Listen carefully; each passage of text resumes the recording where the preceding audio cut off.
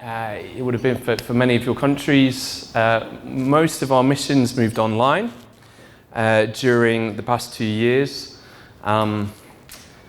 We were still encouraged to see a huge amount of enthusiasm and innovation amongst the students, and so we still had 90-something missions, university missions, happen online, even in the height of the pandemic.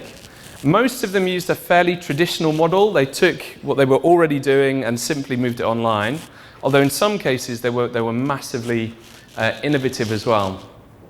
Most CUs tried to include a physical component, even when the events were online. So even if the event was virtual, we wanted to try and add something as much as possible. And so some Christian unions had hosting packs, for example. They sent out envelopes of goodies to the Christian within the flat and said, look, you can share these, and here is the passage, here's some food that you can use even as you watch things together. Engagement levels were quite high, however you measure it. So we all know that the number of hits can be a little bit misleading, but also those who watched right the way through to the end were high levels as well. But it's fair to say that we saw very few professions of faith compared to a normal year. And so as we're reflecting on this, we're looking back and thinking that this was an intensive period of gospel sowing. We didn't see the fruit during the period of the missions themselves. Nonetheless, it was an intensive period where many people heard something of the gospel. The other thing which I just want to add at this point is that many unbelieving friends were reporting how impressed they were at just how well their Christian friends were suffering. And we're still hearing that now. That those who have close Christian friends, particularly those that they were living with, are saying we can see the difference in the way that you experience pain and pressure, which marks you out as very different. And many of these were the same people who were tuning in to watch these mission reports earlier in the year. However, the big innovation I want to talk about that we've launched within UCF over the past year, 18 months, something called CU Impact Groups. Now, as Lindsay was saying last night, there is nothing new under the sun, and I'm absolutely sure that somebody was talking about this in the 1960s. But let me tell you what we've done. Going into the last academic year, we realized that there were three big pressures that our groups were facing. The one is that there was no obvious gathering point for Christian community, and somehow we needed to preserve the Christian Union Group's hardware so that we would still have Christian Union Groups to work with going into the future. We recognized that many Christians turning up to university would have no easy way to find Christian friendship and no easy path into local churches apart from just going by themselves. There was no guarantee of at least a corporate evangelistic witness. And then thirdly, and I guess all of us will be familiar with these, just restrictions constantly changing. You can do this week, you can't do it next week. And we wanted to build a model that was resilient enough to be able to ensure a bedrock of Christian community and Christian evangelism, even if the restrictions kept ebbing and flowing, which, as we all know, they have. And so our response has been to pilot something called CU Impact Groups, which are essentially small groups which we cap at about 8 students. As soon as it gets to 8 students, we say your group is too big, you need to multiply it. And the aim is that these groups are not just nourishing to Christians, but also massively accessible to non-believing students as well. I chatted with a professor in one of the English universities about 18 months ago. He said, whatever you do, you need to make sure that if you're meeting in person one week and online next week and then in person, online, and you're constantly oscillating between the two, that you don't lose momentum. And so we've designed these groups to be able to meet in person where possible, but also the model, it's very easy to work online as well. It's worth saying that we've included an 8-minute video in each session, which does a lot of the Bible work. I feel a little guilty telling you this in this setting. We're not doing an inductive Bible study. We found that actually online, inductive Bible studies don't really work. You can make them work.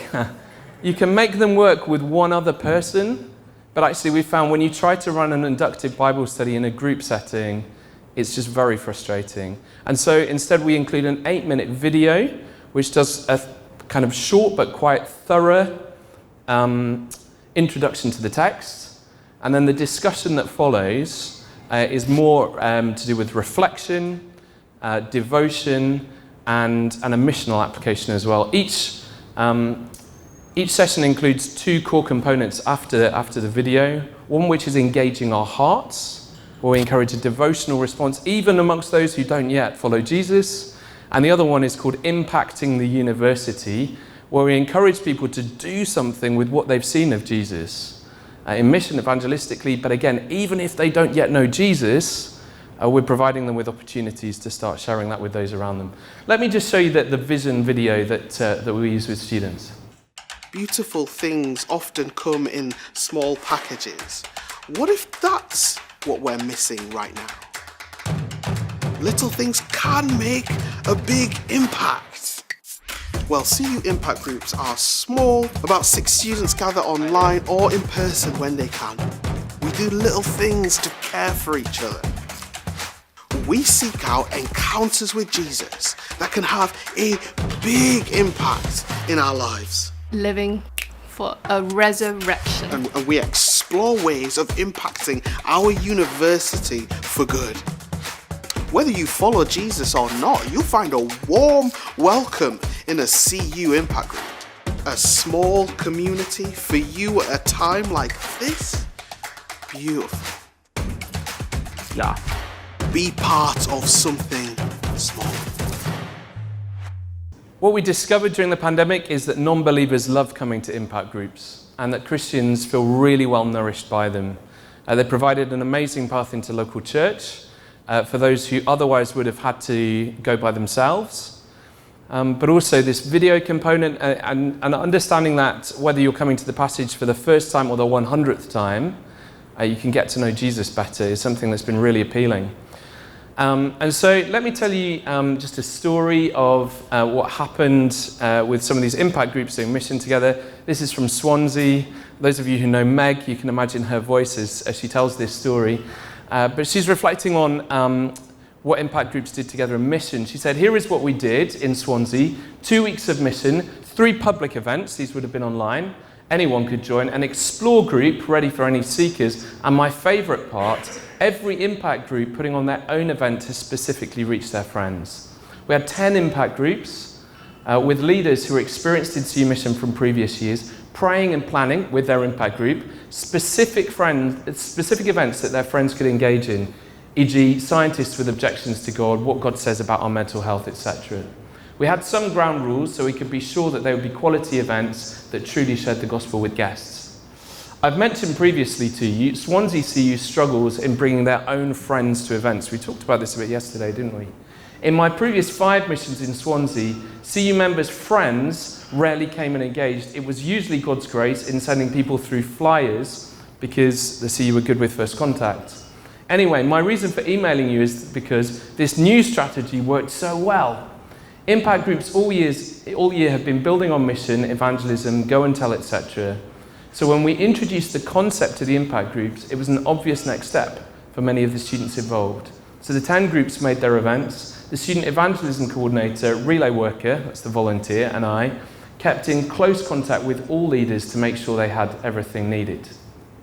The first evening came when 2 impact groups had their events. One was a mini Grill a Christian sort of event. The other was a stir-fry social, whereby an impact group leader's sister instructed everyone on how to make stir-fry. They pre-bought ingredients for everyone. And then a mature student gave a short gospel talk. These impact groups were the 2 smallest, having maybe 3 to 5 Christians in each of them. And at each of them, between 4 and 6 non-believing friends came.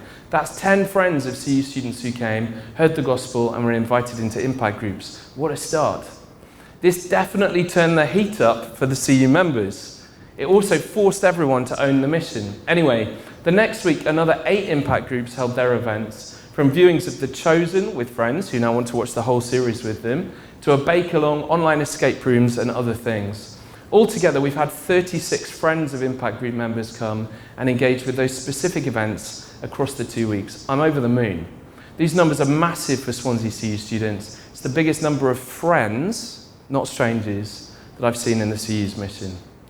So, as we look ahead within UCF, we are hopeful that carol services and then events weeks will be able to happen in the spring and that they will be able to happen in person. Please pray to that end. Probably our government restrictions will change in the next 2, 3, 4 weeks. Who knows exactly what effect that will have on campus and on gatherings more broadly. But we're going to continue to invest in impact groups. Even in person, we're maintaining this video component. We've found that so many non-believers are open to coming and discussing the Bible in this way. It provides an easy path then to invite them to do a Seeker Bible study. They're already experiencing something of Christian community as well. Next term, we're doing a series called Wisdom for Mortals in Ecclesiastes. And the hope is that both going into spring event weeks and coming out of them as well, we're talking about some of the similar sorts of themes. As Christian said yesterday, existential, big kind of personal themes, which are the best bridging point to the gospel in Britain at the moment. It means that every Christian union already has a model of follow-up. Every Christian union can just say, look, come and join our impact group, alongside offering our cover or alpha or other things like that as well. Some European Life Peace movements have already said, can we take your impact group material and translate it? We would love you to take it for free and translate it, adapt it to your context. Do come and talk to me if you would like to. But also, have a look at ucf.org.uk/impact and see whether that model could be something which would be suitable in your context. Thanks.